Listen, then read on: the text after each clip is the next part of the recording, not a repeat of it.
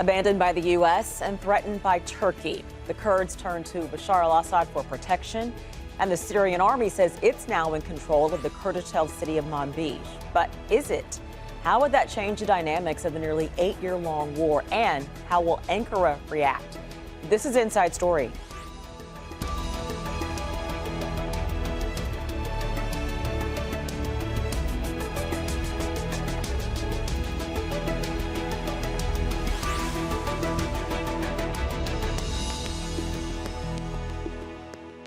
Hello and welcome to the program. I'm Rochelle Carey.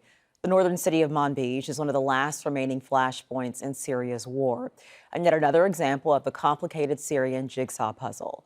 It was under the control of Kurdish forces, but Syria says its army is now in the city for the first time in 6 years at the invitation of the Kurds. U.S.-backed Kurdish YPG group considered a terrorist organization by Turkey fears an all-out offensive on Manbij by Turkish forces. That fear has heightened after President Trump's shock decision to withdraw American troops from Syria. Turkey and Russia now say they have agreed on coordinating with each other to fight what they call terrorism in Syria. So why is Manbij so important? The city lies northeast of Aleppo and just 30 kilometers south of the Turkish border. It's considered one of the strategic areas for the Kurds, who hold almost 30% of Syria. It was captured from ISIL by the main U.S.-backed Syrian Kurdish group, the YPG, 2 years ago. Turkey wants to prevent the Kurds from consolidating their hold on Syrian territory and forming that is, an autonomous region on its border. Coalition forces, including U.S. and French troops, remain on the outskirts of the city, but the Americans are set to leave.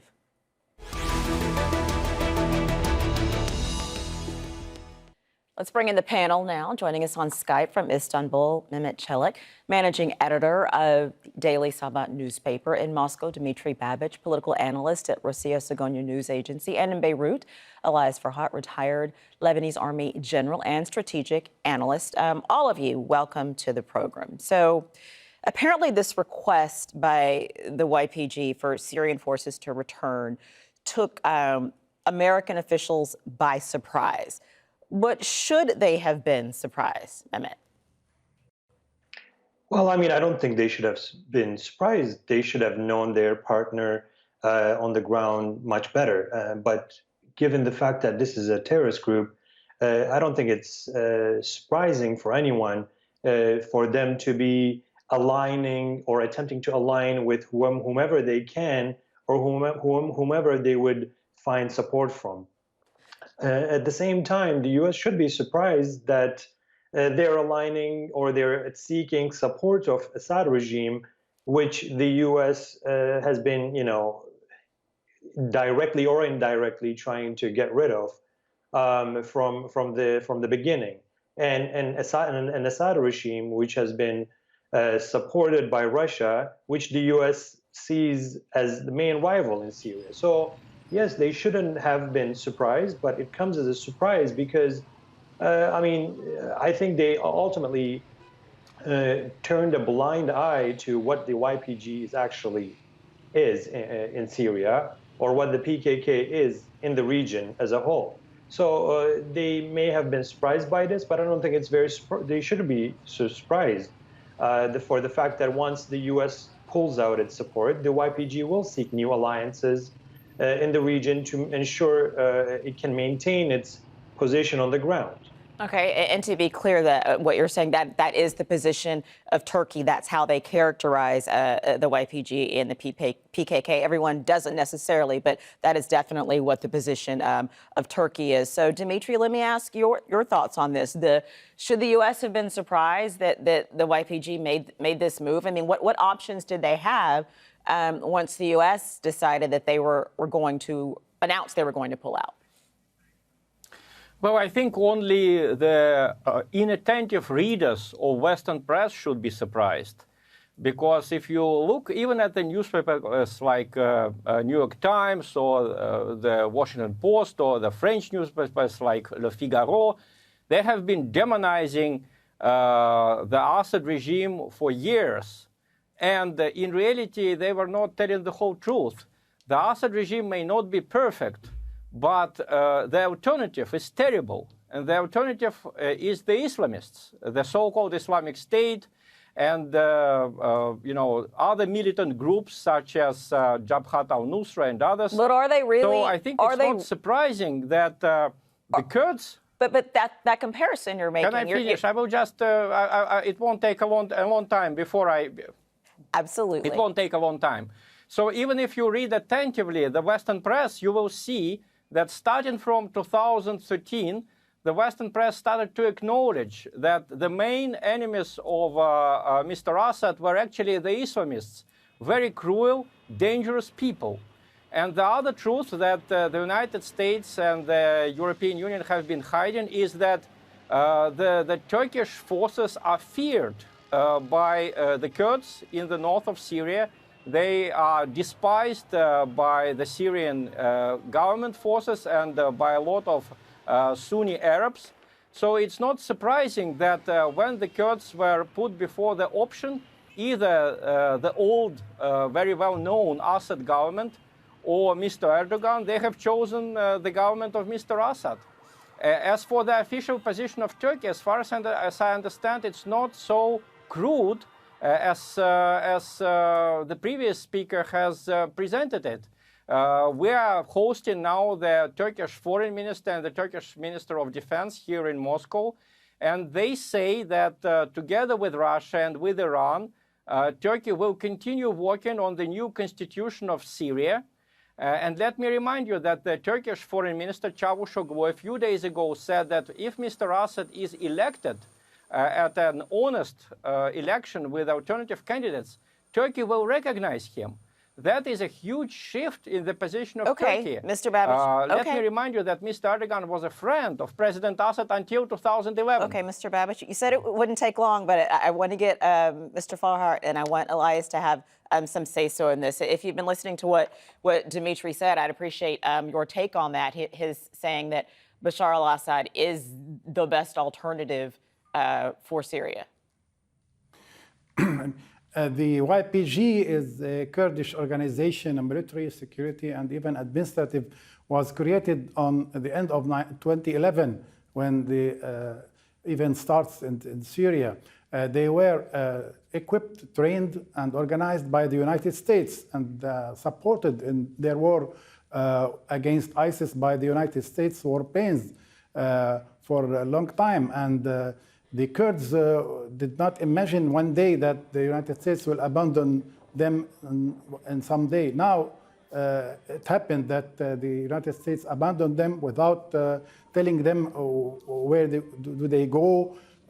So it was in front of the Kurds to choose either the Turks, which means that they are committing suicide, or the less danger or the minimum danger from the Syrian central government when they were 7 years ago citizens of this government. I think that there is no alternative in front of the Kurds in northern Syria but to invite the Syrian army to enter their strongholds in northern Syria. That will be the minimum danger that they will receive. Mehmet, you say that there really is no taking over of Manbij right now because there is still the presence of Turkish and some U.S. Forces there. You say that that's actually not realistic. To what extent does Turkey and the U.S. still have a presence there? Well, Turkey and the United States, they still do have troops in the Manbij, in the greater Manbij area, and it is not very realistic because in the sense that if we think of an Assad force or an Assad group or military as a whole is willing to confront with the United States and Turkey at the same time in Manbij, I think that will create further problems. And I think Russia is also aware of that. And that's hence why today, in today's meeting, Turkey and Russia were agreed on some of the key things, being territorial integrity or elimination of terrorist groups. Yes, the Russian government does not recognize YPG as a terrorist group, but it also does not want to take a position where it will confront with Turkey on a hard level. Turkey has been a key ally in Syria for Russia, given the fact that we also have done, the S-400 deal, as well as the energy-related project that Turkey and Russia has. Turkey is already a key ally for the Russian government. So the Russian government will ensure and give assurance to Turkey that Assad regime does not take such risky steps that will turn the situation on the ground into a more complex and more, de-escalate the tensions. As far as Turkey's position on Assad, Turkey, I mean, Çavuşoğlu, I think, was misread when it comes to his position. On his position on Assad. He said if Assad is elected in a fair, free elections and all the participation is very inclusive, and in an ideal case, if he is elected, of course, Turkey will respect the decision of all the Syrians, and Turkey will not have a say in that. However, I mean, such case is very unrealistic at the moment, given the fact that thousands and thousands of people were killed by the Assad regime, and also millions have been displaced. Of course, at the end of the day, it is the Syrians as a whole, without exclusion of any group. If they decide, it is not Turkey's place or anyone's place to criticize their decision. Okay, Dimitri. Just one moment. We'll come back. We'll come back. I want to bring Dimitri into this because you talked a lot about Russia, Mehmet, and Dimitri is in Moscow. So you touched on this a bit earlier, but what role does Russia play in making sure that this doesn't escalate and become more complicated, as Mehmet said, is a possibility, but he doesn't think is likely? What role does Russia play in that, Dimitri? Well, I think I don't disagree with Mehmet Çelik on the main points. I think that Russia and Turkey now are indeed allies in bringing peace to Syria, because if you just forget the lies from the Western press, Russia never wanted just Mr. Assad to stay in power whatever happens. Russia's position is that Syrians themselves should elect their government. If Syrians want Assad, it's not the business of the United States, it's not the business of the European Union to tell them who their new president should be. So in that sense, the position of Mr. Çavuşoğlu and the position of the Russian Foreign Minister Sergei Lavrov, they are identical. They are in fact the same. And Sergei Lavrov at today's meeting in Moscow with his Turkish colleague said that we want the so-called Constitutional Committee of Syrians, which comprises both the opposition members and the representatives of the government. We wanted to start working as soon as possible in Geneva. As for Russia's role in Syria, look, Russia does not have a Russian minority in Syria.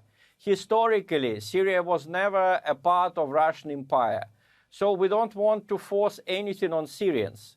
What we want to avoid is that Syria becomes a base for some kind of a Islamist terrorist organization or Islamist terrorist state like ISIS tried to be.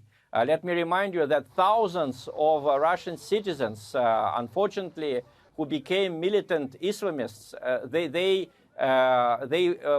emigrated to Syria and they took part in the fighting against the Syrian government. Russia condemns these people, of course. Okay. So what Russia wants is that Syrians should rebuild their own country.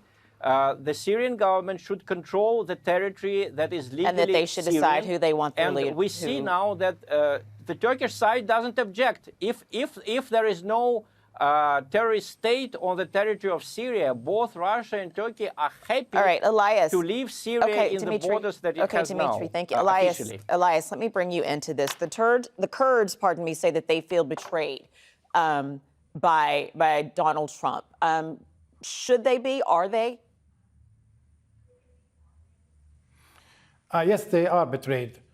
From a strategic point of view, the Turkish government and the Syrian government have a common target, which is dissociating the YPG, even dismembering the military, security, administrative system of the YPG. Because if there is an entity on the Syrian side of the Turkish-Syrian borders for the Kurds that will threaten the integrity of Turkey, which is not in the national security interest of Turkey. From the Syrian side, any attempt to an independent state or any kind of independent entity also threats the Syrian integrity. So both sides have the same target. Now, how to bring both sides together in order to realize this target, I think it's the business of the Russian government, because so far the political distance between Mr. Erdogan and President Assad is very far. I think that now the Russian mediation, after the United States pull out from all northern Syria, will be sensitive and very important and crucial in making the transitional phase in northern Syria very smooth and safe to all the constituents of the region. That's a great point. So, Mehmet, how about that? How significant, how much is at stake based on how Turkey and Syria work this out between themselves?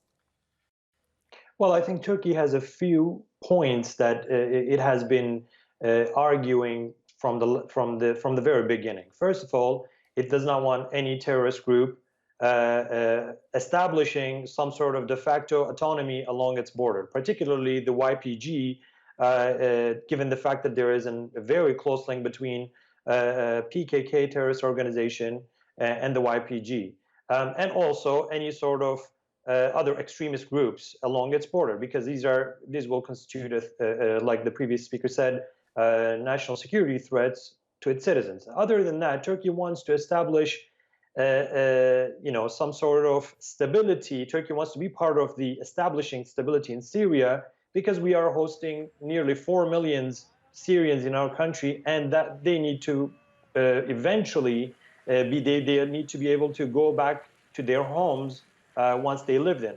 And thirdly, Turkey wants to make sure that the political transition in Syria is not enforced, but it is through a peaceful process, through a democratic process that will bring a long-lasting stability once other actors are removed from the ground. So if these are established through negotiations, obviously, with Russians and with the Iranians, as they are also part of for example, the Astana process, and ultimately through these two backers of the Assad regime, ultimately they need to have some sort of linkage with the Assad regime as well. So if these are established, Turkey, for example, President Erdogan said on Friday, Turkey does not have any interest to stay in Syria for longer than it needs to. We shouldn't forget that it is also a very harsh economic burden that Turkey has been facing with regards to the military and also the humanitarian aspect of Turkey's involvement in Syria. Dimitri, what does this mean, what's happening in Manbij now? What does this mean for Assad eventually being able to reclaim all of Syria? Talk about the significance of Manbij. Well, I think that Manbij is crucial because I think it was a test. It was a test of loyalty. Whom do people actually fear? I mean, people in Syria, Arab Sunni Muslims, Arab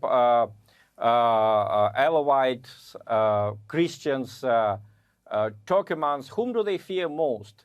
It turned out that they don't fear most and they don't distrust most the Syrian government or Russia or even Turkey. They distrust and fear the Islamists and, unfortunately, their Western backers. Because what we see now is a terrible embarrassment for the West. It turned out that the civil war, the insurgency, which the United States and the European Union and Saudi Arabia have been supporting since 2011, that insurgency is not popular. It's not popular in Syria. It's not popular not only in the Arab Sunni areas, but also in the Kurdish areas. Dimitri, is it fair for you to say that Syrians don't fear Bashar al-Assad? hundreds of thousands of people have been killed. He is accused of war crimes. Is it fair to say that the people of Syria don't fear him?